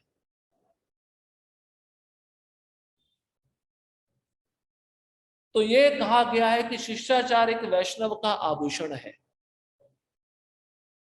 अगर हम नहीं जानेंगे कि हमसे बड़े हैं उनके साथ हमें कैसे व्यवहार करना है, हमसे छोटे हैं हमें उनके साथ कैसे व्यवहार करना है, तो क्या होगा, समाज में हम उपहास का कारण बन जाएंगे, हंसी का कारण बन जाएंगे। और क्या होगा, हम जब तक ज्ञान नहीं होता तो व्यक्ति क्या करता है, पाप करता है ना, तो हम पाप करेंगे। कैसे करेंगे, जैसे मान लीजिए हमसे कोई बड़ा है तो हमारा शिष्टाचार है कि उसको सम्मान देना, उसकी सेवा करना। लेकिन ये शिष्टाचार हमको पता नहीं तो हम क्या करेंगे, ईर्ष्या करेंगे कि मेरे से ज्यादा ज्ञान इसको क्यों है। अब मान लीजिए हम हमारे समतुल्य व्यक्ति है, हमारा आयु का व्यक्ति है, अब हमें ये नहीं पता है कि उसके साथ मैत्री भाव करना है, तो हमारे अंदर स्पर्धा की भावना आ जाएगी, कंपटीशन। और तीसरा है, अगर हमसे छोटे हैं, अगर उस पर हमने दया नहीं दिखाई तो हम क्या करेंगे, उनका शोषण करेंगे, उनको अपनी सेवा में लगाएंगे। इसलिए ये जानना बहुत जरूरी है। हम किसी भी वर्ण में रहे, किसी भी आश्रम में रहे, वो जीवात्मा हमारी सेवा के लिए नहीं है, वो भगवान की सेवा के लिए। परंतु इसका अर्थ क्या है, क्या शिष्टाचार केवल बाह्य अथवा वैकल्पिक है, हम एक उपमा से समझ सकते हैं। क्या यह संभव है कि हम धनवान हो परंतु हमारे पास कोई धन ना हो, अथवा यदि कोई मूल्यवान आभूषणों का प्रयोग नहीं करता तो ऐसे धन का क्या लाभ। मान लीजिए यहाँ पे उदाहरण दिया है धनवान का, जैसे कोई धनी व्यक्ति है लेकिन वो पैसा अपने ऊपर खर्च नहीं कर रहा, तो धनवान कहलाएगा क्या, वो तो कंजूस ही कहलाएगा। और दूसरा बताते हैं, कई कहते हैं बाह्य रूप से कि हम धनवान है लेकिन उनके पास धन नहीं होता, तो क्या हम उनको धनवान मान लेंगे, नहीं मानेंगे। उसी प्रकार से ये गुण अंदर होने चाहिए वैष्णव के, शिष्टाचार, तभी वह वैष्णव कहलाता है। सामान्य तौर पर कोई व्यक्ति अपने धन की उपलब्धता के अनुसार स्वयं को अलंकृत करेगा। आपने देखा भी होगा, जितना ज्यादा धन होता है उतना वो ज्यादा ऐश्वर्य प्रकट करता है, दिखाने के लिए मैं कितना धनवान हूं। लेकिन भक्त के अंदर ऐसा नहीं है, वो अपने अलंकारों को छिपा के रखता है, वो दिखाता नहीं है। दिखाता तो किसके लिए दिखाता है, कृष्ण के लिए दिखाता है। यदि कोई बहुत धनवान है तो उसे सबसे बढ़िया आभूषणों एवं अलंकारों से सज्जित किया जाएगा।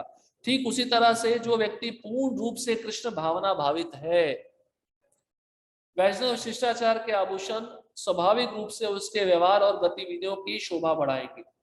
एक भक्त का चरित्र सदैव उसके सभी कार्यों में प्रकट होता है। उपदेशामृत का पहला वाक्य सुना था ना, हमारी प्रगति किस पे निर्भर है, हमारी मनोवृत्ति पे। तो यहाँ पे वही वाक्य आया है, हमारा चरित्र हमारे कार्यों से प्रकट होगा। जैसा आपका कैरेक्टर होगा वैसे आपके कार्य होंगे। उदाहरण के रूप में दरवाजा है, छोटा सा उदाहरण है, आप जोर से बंद कर रहे हो तो मतलब तमोगुणी हो, आपका एक चरित्र दर्शाएगा, क्योंकि ज्यादा आवाज आ रही है। आप आराम से बंद कर रहे हो, आवाज नहीं आ रही, तो सत्वगुणी है। इसी से एक क्रिया से पता चल जाएगा आप किस गुण में हो। एक वैष्णव की गंभीरता को उसके लक्षणों से आंका जा सकता है।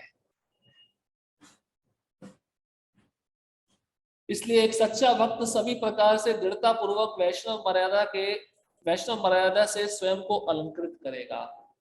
अब सदाचार, डिक्शनरी के अनुसार सदाचार शब्द का अर्थ क्या है, यहाँ पे बताया गया है, सामाजिक व्यवहार के रूप में पारंपरिक आवश्यकताएं, एक भौतिक उदाहरण, और दूसरा व्यवसाय की आचार संहिता। वैष्णव सदाचार एक वैष्णव के कार्यकलाप आचरण ही वैष्णव सदाचार है। वैष्णव एक सज्जन पुरुष होता है, सज्जन मतलब जिसके अंदर सारे अच्छे गुण रहते हैं। एक होता है सज्जन, एक होता है दुर्जन। दुर्जन मतलब जो दुष्ट, दूसरों को कष्ट पहुंचाने वाला। इसलिए वैष्णव कैसा होता है, सज्जन। सज्जन मतलब सारे सत्व गुण उसमें रहते हैं।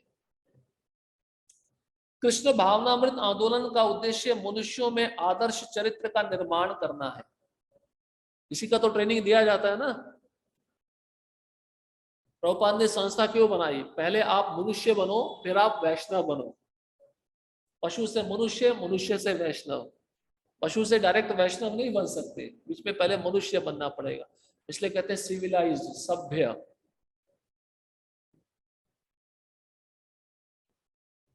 मनुष्य की 4 लाख प्रजातियों में से कुछ ही सभ्य है। 4 लाख योनियां हैं मनुष्यों की, उसमें से कुछ ही सभ्य है। सभ्य मतलब क्वचित, सभ्य मतलब जो नीति नियम का पालन करते हैं, जिनमें कुछ शिष्टाचार है। और उन कुछ सभ्य प्रजातियों में से केवल कुछ को ही वैष्णव सदाचार आत्मसात करने का अवसर मिल पाता है। तो ये अत्यंत दुर्लभ है। इसमें कौन सा श्लोक आया नीचे? मनुष्यानाम सहस्त्रेषु कश्चित् तदति सिद्धये शततानामपि सिद्धानां कश्चित् मां वेत्ति तत्वता। स्वयं कृष्ण अर्जुन को कह रहे हैं, कई हजार मनुष्यों में से कोई एक सिद्धि के लिए प्रयत्नशील होता है, और इस तरह सिद्धि प्राप्त करने वालों में से विरला ही कोई एक मुझे वास्तव में जान पाता है। तो चैतन्य महाप्रभु सनातन गोस्वामी को इसका क्रम बताते हैं। 2 प्रकार के जीव होते हैं, जड़ और चेतन। जड़ जो होते हैं जो चल नहीं सकते, जिनमें चेतना नहीं होती, लेकिन चेतना, जिनमें चेतना होती है, पशु पक्षी मनुष्य कीट पतंग, 84 लाख योनि, इसको चेतन बोलते हैं। तो जलजा नवलक्षाणी, इन योनियों को पार करते करते 80 लाख योनियों को पार कर जाता है जीव।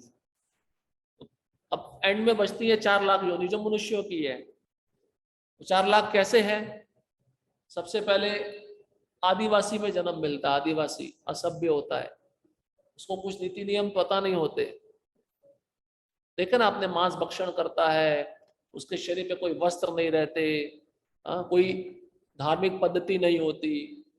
तो आदिवासी जीवन से निकलता है, थोड़ा और उच्च बनता है, तो ऐसी योनि में आता है, तो फिर वो पाप में रत रहता है, मतलब विकर्म। विकर्म मतलब शास्त्र के विरुद्ध कार्य करता है। फिर थोड़ा और ऊपर उठता है तो कर्मकांडी समाज में जन्म लेता है। शास्त्र को तो मानेगा, थोड़े बहुत विधि विधानों को पालन करेगा, लेकिन उद्देश्य क्या रहता है? कुछ फलों की प्राप्ति, जैसे स्वर्ग लोक प्राप्त हो जाए। अब कर्म कांड को पार करके फिर ज्ञान कांड में आता है। ज्ञान कांड में फिर वो सोचता है कि ब्रह्म में लीन होना इस संसार व दुखों का कारण है, इस दुख से, कलेश से मुझे मुक्त होना है, तो एक ही उपाय है, ब्रह्म में लीन होना। अब ज्ञान कांड से ऊपर उठता है तो फिर भक्त के समाज में आता है। उसमें भी विभिन्न श्रेणियां हैं, कर्म मिश्र भक्त, ज्ञान मिश्र भक्त, उसके बाद में फिर शुद्ध भक्त। ये बहुत स्टेज से पार होके जाना पड़ता है। तो ये सब स्टेज को पार करते करते जब निष्काम भाव आता है, निष्काम भाव से उसकी भक्ति सही रूप में चालू होती है, क्योंकि वह कर्म तो करता है, लेकिन कर्म का फल किसको अर्पित करता है? कृष्ण को अर्पित करता है, फल की इच्छा नहीं रखता। तो ये करने से उसके अंदर वैराग्य आने लगता है। जब वैराग्य आता है तो वह सारी वस्तुएं फिर कृष्ण की सेवा में लगाता है। इसी को तो वैराग्य बोलते हैं ना, या कर्म का फल इच्छा व्यक्त नहीं करना, या उन वस्तुओं को भगवान की सेवा में लगाना, इसको कहते हैं वैराग्य। अब ये पार करते करते जब वह शुद्ध भक्त के संग में आता है, भक्ति करने लगता है, नाम जप करने लगता है, तो इसमें भी कई श्रेणियां होती है। जैसे पहले भी बताया था, मुक्ति कामी भक्त रहते हैं, आलसी की तरह पड़े रहते हैं, सेवा बताओ तो सेवा नहीं करेंगे, क्या बहाना लगाएंगे, मेरा जप बाकी है। भुक्तिकामी भक्त भी होते हैं, प्रसाद खाते रहते हैं, अपने लॉकर में भरते रहते हैं, उनको भुक्तिकामी बोला जाता है, उस स्तर पे रहते हैं। अब कई भक्त ऐसे होते हैं जो अथॉरिटी की आज्ञा का पालन करते हैं, लेकिन थोड़ी बहुत इच्छा रहती है, लेकिन अगर वो भी प्रयास करें गंभीरता पूर्वक, वो भौतिक इच्छा खत्म हो जाती है। अब वो पार करते करते जब शुद्ध भक्ति के स्तर पे आता है, फिर तो वो कोई इच्छा रखता नहीं, फिर वो चरम स्तर होता है। इसलिए कृष्ण यहाँ पे कहते हैं, आपको हजारों लाखों मनुष्य मिलेंगे सिद्धि प्राप्त करने के प्रयत्न में जो लगे रहते हैं। उन सिद्धि प्राप्त करने वालों में से कई लाखों लोग मुक्त हो जाते हैं, और उन लाखों मुक्त लोगों में से कोई एक आपको कृष्ण का दुर्लभ भक्त मिलेगा। तो ये वैष्णव सदाचार कितना महत्वपूर्ण है, आप सोचिए। वैष्णव की पहचान स्वीकार करने के लिए व्यवहार या शिष्टाचार के एक निश्चित मानक की आवश्यकता होती है। वैष्णव सदाचार कृष्ण भावनामृत को सुगम बनाता है। यह एक मानदंड प्रस्तुत करता है, एक प्रोटोकॉल, जिससे एक भक्त प्रत्येक स्थिति में सही व्यवहार कर सकता है। श्री उपदेशामृत के तीसरे श्लोक में से उद्धरण देते हुए श्रील प्रभुपाद भक्ति में सेवा के अनुकूल एक वस्तु की संक्षिप्त व्याख्या करते हैं, जो कि सद्कार्यों में पूर्ण रूप से संलग्न रहना है। वैष्णव सदाचार का पालन करने का अर्थ है सदैव सतोगुण में कार्य करना, जो कि पारलौकिक स्तर पर लेकर जाता है। तो वैष्णव सदाचार का हम पालन करेंगे तो सत्व गुण में रहेंगे, और सत्व गुण में रहते रहते हम किस गुण में जाएंगे? विशुद्ध सत्व, पारलौकिक, 3 गुणों से परे। इसलिए सब चीजें बताई जाती हैं, वैष्णव को क्या करना है, क्या नहीं करना है, किसके साथ कैसा व्यवहार करना है, ये सब पता होना चाहिए। अब मान लीजिए इसके बारे में किसी को प्रशिक्षण ही नहीं दिया और भक्ति में आ गया है, तो क्या होगा? वो अपने मन से करेगा और बाद में शायद अपराध भी करेगा, और अपराध करने के बाद वो पूरी तरह से भक्ति छोड़कर चला भी जाएगा। वही प्रोसेस है ना, भौतिक जगत में आपको नौकरी चाहिए तो पहले आपको ट्रेनिंग लेना पड़ता है, वो कार्य कैसे किया जाए। बिना ट्रेनिंग के आपको उस जॉब पे नहीं रखा जाता। उसी प्रकार से पहले वैष्णव शिष्टाचार सीखना चाहिए। अभी इसको मैंडेटरी कर दिया इस्कॉन में, भक्ति शास्त्री से पहले ये सिखाया जाता है, फिर भक्ति शास्त्री सिखाई जाती है। क्योंकि हम सोचते हैं भौतिक जगत में हमने जो क्रियाकलाप किए वही यहाँ पे कर सकते हैं। सतोगुण आत्म साक्षात्कार के लिए सहायक है, जबकि तमोगुण तथा रजोगुण नहीं। इसलिए कोई भक्त कृष्ण भावना भावित है कि नहीं, इसका पता इस बात से चलता है कि वह वैष्णव सदाचार के सिद्धांतों का कितना पालन करता है, जैसा कि वह कितना विनम्र है, कर्तव्यनिष्ठ, कुलीन, अनुशासित, सभ्य, वह कितने सद्गुण प्रदर्शित करता है। ये सब चीजें दिखाती हैं कि वह वैष्णव है या नहीं है। अन्य शब्दों में, क्या वह वास्तव में वैष्णव व्यवहार में अपने दुर्गुणों को दूर करने के लिए कड़े प्रयास कर रहा है, जैसे कि प्रजल्प, चुगली करना, निंदा करना, अवज्ञा करना, अपनी आध्यात्मिक प्रगति उपलब्धियों का दिखावा करना, जन्म राष्ट्र गुरु के आधार पर समूहवाद करना इत्यादि। ये सब चीजें हमारे अंदर रहती हैं, तो हमें इसको हटाना पड़ेगा एक अच्छे ट्रेनिंग से, एक अच्छे आचरण से। इसको नहीं हटाया तो इसका मतलब हमारी प्रगति नहीं हुई, हमारे अंदर वो चीजें अभी की अभी बनी हुई है, इसलिए वो हमको फिर आगे बढ़ने से रोकेंगी। जैसे बारिश के समय जो कार होती है, अगर आपका वाइपर ठीक नहीं है, आप गाड़ी चला रहे हो, पानी गिर रहा है, तो आपको कुछ दिखेगा? नहीं, आपको कुछ दिखेगा नहीं, तो आप गाड़ी आगे चलाते रहो, एक्सीडेंट हो जाएगा। इसलिए वो वाइपर जरूरी है शीशे साफ करने के लिए, ये आचरण जरूरी है आगे बढ़ने के लिए भक्ति के गाड़ी को। श्रील प्रभुपाद के उदाहरण, वैष्णव एक ब्राह्मण से बढ़कर होता है। ब्रह्मवादी जीवन का अर्थ है स्वच्छता, क्षमा करिए, ब्राह्मणवादी जीवन का अर्थ है स्वच्छता। ब्राह्मण को क्या कहते हैं? शुचि, और शूद्र को कहते हैं मुचि। मुचि मतलब अपवित्र और शुचि मतलब पवित्र। ब्राह्मणवादी जीवन का अर्थ है बहुत बहुत स्वच्छता, आंतरिक एवं बाह्य। ब्राह्मण के गुण बताए हैं कृष्ण भगवत गीता में। क्षमा, दमः, तपः, शौचम, शांतिर, आजर्व मेव च, ज्ञान, विज्ञान, आस्तिक्यम, ब्रह्म कर्म स्वभावजम। ये 12 गुण होने चाहिए, तभी ब्राह्मण दीक्षा लेना चाहिए। इसमें से एक भी गुण नहीं है तो ब्राह्मण दीक्षा ले रहे हो तो आप गुरु के ऊपर संकट डाल दोगे बहुत बड़ा, क्योंकि आपका हर एक क्रिया अनुचित होगा तो वह गुरु को रिएक्शन जाएगा पूरा। तो ब्राह्मण का पहला गुण है स्वच्छता, बहुत बहुत स्वच्छता, आंतरिक और बाह्य। आंतरिक मन से शुद्धि और बाह्य शरीर से शुद्धि। श्रवण एवं कीर्तन के माध्यम से अंदर से तथा बाहर से दिन में 3 बार स्नान लेकर, यदि संभव ना हो तो कम से कम 2 बार, परंतु किसी भी दशा में 1 बार से कम नहीं। क्या अच्छा वाक्य लिखा है। पहले 3 का मापदंड दिया, सन्यासी के लिए 3 बार स्नान करना अनिवार्य है, सन्यास आश्रम का नियम है। नहीं कर सकते तो 2 बार तो करना चाहिए। 2 बार भी नहीं कर सकते, कम से कम 1 बार तो करना ही है। कई वक्त बहुत आलसी होते हैं, इसलिए उनके लिए ये वाक्य है। शौच के पश्चात स्नान लेना, ये पहले भी बताया था। नाखून काटते हैं, बाल काटते हैं, शौच क्रिया करते हैं, मल होता है शरीर से, ये शरीर का एक अंग बन जाता है। जब इसको हम त्यागते हैं तो शरीर दूषित होता है, इसलिए स्नान करना बहुत जरूरी है। ब्राह्मण की योग्यताओं का वर्णन भगवत गीता 18.42 में किया गया है। अभी श्लोक बताया, शांति प्रियता में ब्राह्मण शांत रहना चाहिए, उपद्रवी नहीं होना चाहिए, गुस्सा आ जाए बात बात पे, क्षत्रिय गुस्सा करता है, ब्राह्मण को गुस्सा नहीं करना चाहिए। आत्म संयम मतलब आत्मा और मन पे नियंत्रण, तपस्या, तपस्या सुबह जल्दी उठना, पवित्रता, सहिष्णुता, सत्यनिष्ठा, सत्यनिष्ठा मतलब सत्य बोलना चाहिए ब्राह्मण को,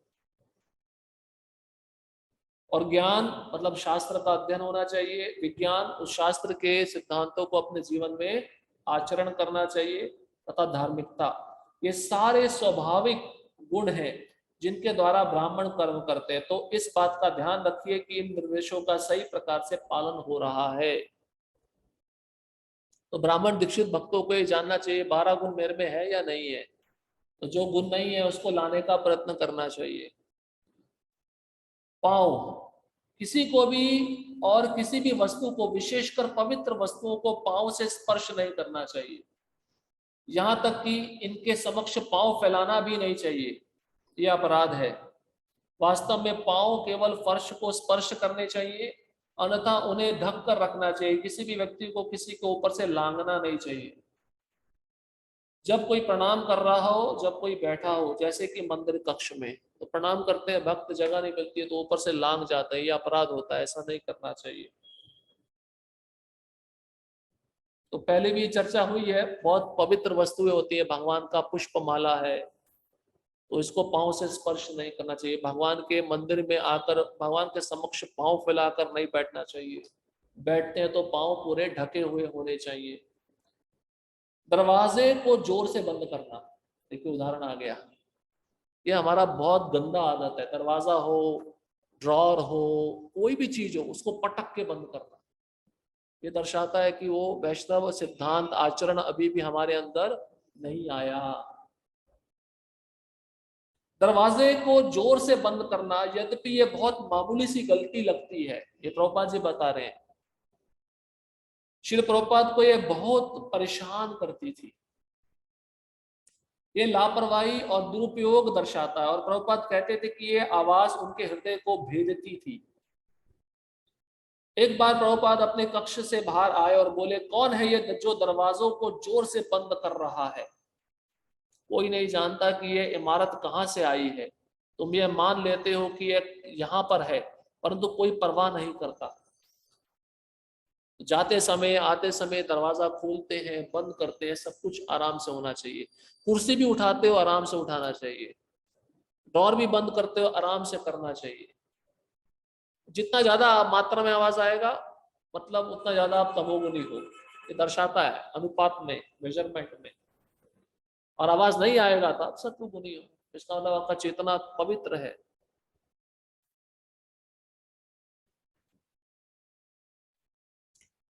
हमें इस प्रकार से कार्य करना चाहिए कि लोग हमें देखें कि हम आदर्श चरित्र के हैं।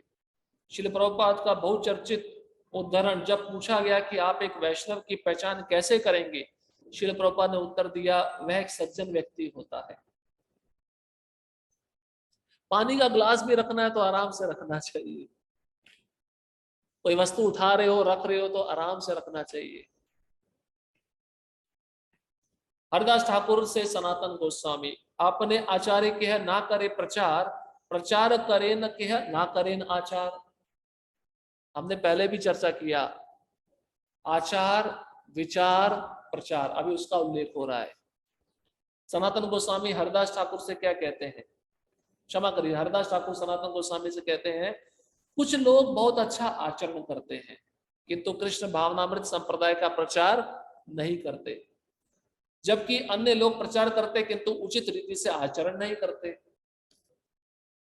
संस्था में भी आप देख सकते हो कई भक्त ऐसे होते हैं शिष्टाचार का बहुत अच्छा पालन करेंगे लेकिन कृष्ण भावनामृत का प्रचार नहीं है, लेकिन प्रचार अच्छा करेंगे आचरण नहीं है, तो दोनों ही गलत है, दोनों होना चाहिए। आपके अंदर आचरण अच्छा, प्रचार नहीं कर रहे हो तो आप कृष्ण की कृपा प्राप्त कर पाओगे? इसका मतलब आपका अपना स्वार्थ है। और आप प्रचार कर रहे हो आचरण नहीं है तो कोई आपके प्रचार से प्रभावित होगा? ये दोनों चीजें होनी चाहिए, आचरण भी करना है और प्रचार भी करना है। आचार प्रचार नामेर करह दुई कार्य, तुम्ही सर्व गुरु तुम्ही जग तेरा आर्य। आप अपने निजी आचरण तथा अपने प्रचार द्वारा पवित्र नाम से संबंधित दोनों कार्यों को एक ही साथ करते हो, इसलिए आप सारे जगत के गुरु हो, क्योंकि आप जगत में सबसे उन्नत भक्त हो। सनातन गोस्वामी हरदास ठाकुर को कहते हैं आप 3 लाख नाम का जप भी करते हो और आचरण भी करते हो, इसलिए आप सबसे श्रेष्ठ भक्त हो। इसलिए सारी दुनिया आपके आचरण को देखकर आपसे कुछ ना कुछ व्यवहार सीखती है। देखिए प्रभुपाद जी प्रचार भी किए, उनके अंदर आचरण भी था, तभी तो इतने लोग जिनको कृष्ण के बारे में कुछ भी पता नहीं था कैसे भक्त बन गए, केवल प्रभुपाद के आचरण से। तो भक्त को जानना चाहिए किस परिस्थिति में मैं कैसा आचरण करूं। प्रभुपाद की मुस्कान को देखकर लोग भक्त बन जाते थे। वेदों का तात्पर्य समझने वाले ब्राह्मण की अपेक्षा वह मनुष्य श्रेष्ठ है जो सारे संशयों का निवारण कर दे, और उससे भी श्रेष्ठ वह है जो ब्राह्मण नियमों का दृढ़ता पूर्वक पालन करता है। उससे भी श्रेष्ठ है समस्त भौतिक कलमश से मुक्त व्यक्ति। इससे भी श्रेष्ठ वह शुद्ध भक्त है जो निष्काम भाव से भक्ति करता है। अन्यों के साथ हमारा व्यवहार बहुत स्पष्ट होना चाहिए। स्पष्ट मतलब क्लियर। ऐसा नहीं कि हम लेन देन कर रहे हैं वो भी किस पे आधारित है? धोखे पे। सत्य बोलो। परंतु हमें भगवान कृष्ण की सेवा बढ़ाने के लिए कभी भी धन, भोजन, जल, गैसोलीन इत्यादि की चोरी नहीं करनी चाहिए। ये बहुत खतरनाक है और यदि हम पकड़े जाते तो हमारा सर्वनाश हो जाएगा। ऐसा प्रभुपाद जी बलिमर्दन को पत्र लिखे 22 फरवरी 1970। कृष्ण की सेवा करना तो चोरी करना चाहिए। प्रभुपाद जी ने ऐसा कहीं उल्लेख नहीं किया है। चोरी करेंगे तो क्या चोरी कहलाएंगे ना, हमारा चरित्र नष्ट हो जाएगा, चरित्र का सर्वनाश हो जाएगा। इससे प्रामाणिक रहना चाहिए। कई भक्त होते हैं कलेक्शन के लिए जाते हैं, कोई वस्तु कम कीमत में होती है उसका दुगना दाम बताते हैं, ये भी चोरी है, ऐसा नहीं करना चाहिए।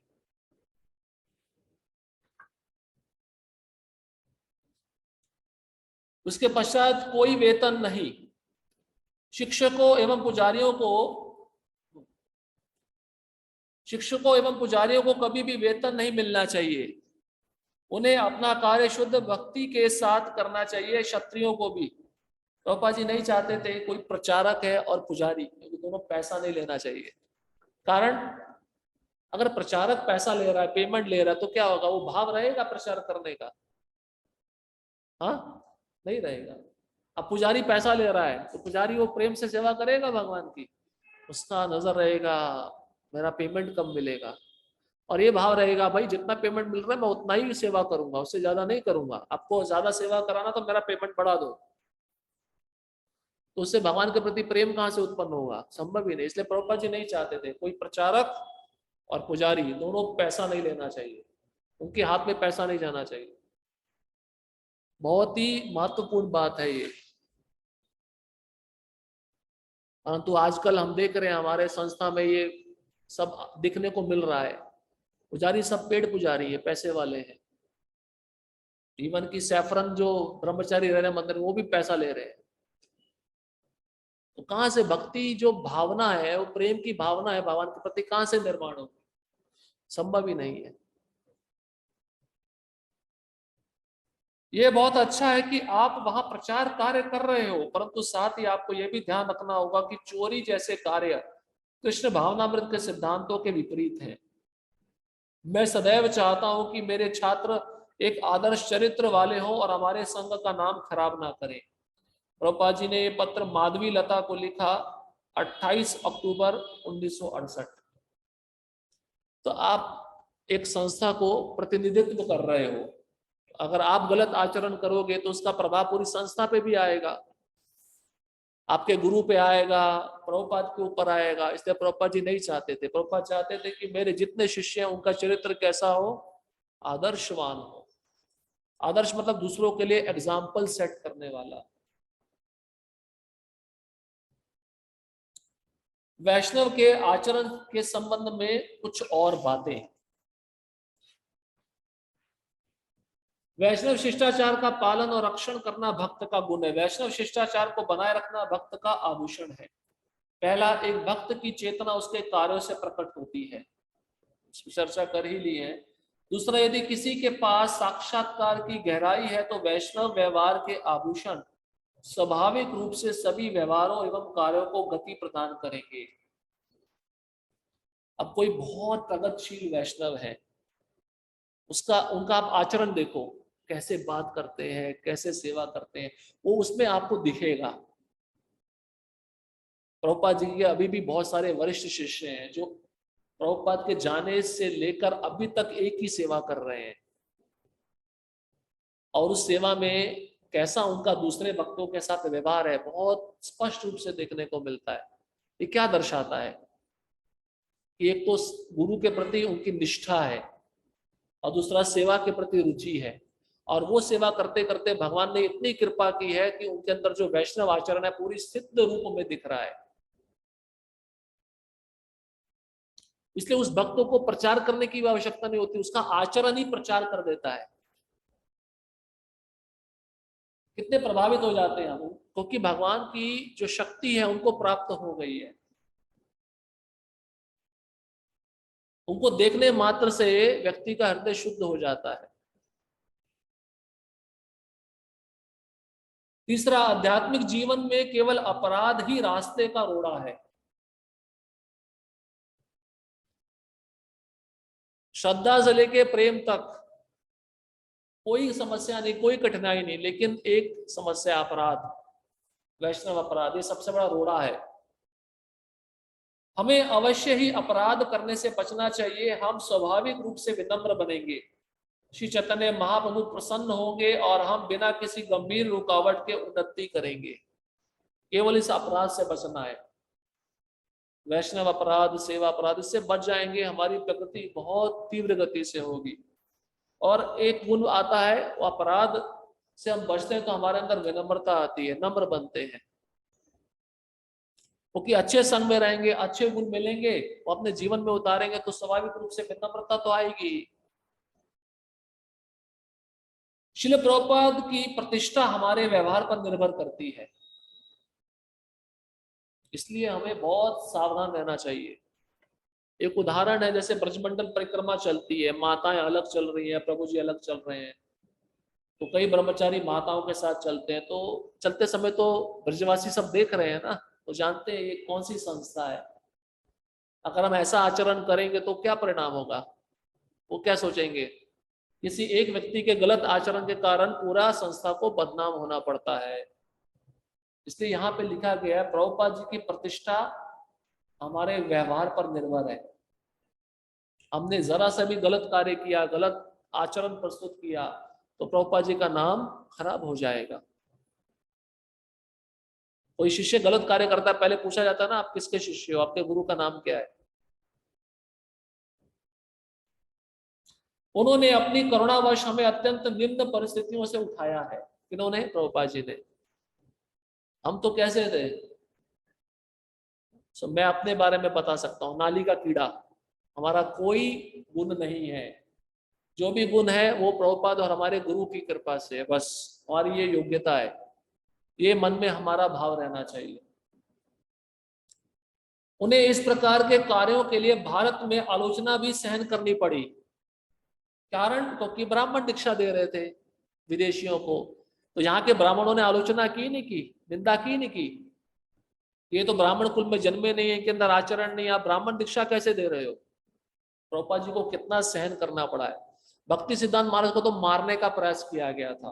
प्रभुपाद जी लेक्चर में बोलते हैं कि जब भक्ति सिद्धांत महाराज विदेशियों को ब्राह्मण दीक्षा देने लगे, जो ब्राह्मण कुल में नहीं जन्मे थे, उनके अंदर ब्राह्मण गुण थे, तो गांव के लोगों ने एक साजिश रची कि भक्ति सिद्धांत महाराज को हर्निया हो गया था, ऑपरेशन करना, तो डॉक्टर को पैसा दिया, हर्निया के ऑपरेशन के द्वारा इनको खत्म कर दो। तो डॉक्टर ने आके भक्ति सिद्धांत महाराज को बताया, ऐसा ऐसे मेरे को पैसा मिला, आप भाग जाओ यहाँ से। और दूसरा, जब भक्ति सिद्धांत महाराज पूरी परिक्रमा को लेकर ब्रजमंडल परिक्रमा कर रहे थे, वृंदावन के सभी मंदिरों में आए तो मंदिरों के दरवाजे बंद कर दिए, उनके लिए दर्शन नहीं मिलेगा। क्यों? क्योंकि आप ऐसे लोगों को ब्राह्मण दीक्षा दे रहे हो जो ब्राह्मण कुल में नहीं जन्मे। तो उनको पत्थर मारे गए थे भक्ति सिद्धांत महाराज को। हमारे आचार्यों ने सब कुछ सहन किया है। प्रभुपाद जी की इच्छा थी कि मेरे शिष्य जगन्नाथपुरी मंदिर के अंदर जाएं, जगन्नाथ जी का दर्शन करें, लेकिन वहां पे विदेशियों को प्रवेश नहीं है। तो प्रभुपाद जी क्रोध में आकर उन पंडितों से भी लड़े थे, ये तुम्हारा उड़िया नाथ नहीं है, जगत ये जग का नाथ है। तो प्रभुपाद जी ने बहुत विपदा ली है हमारे लिए।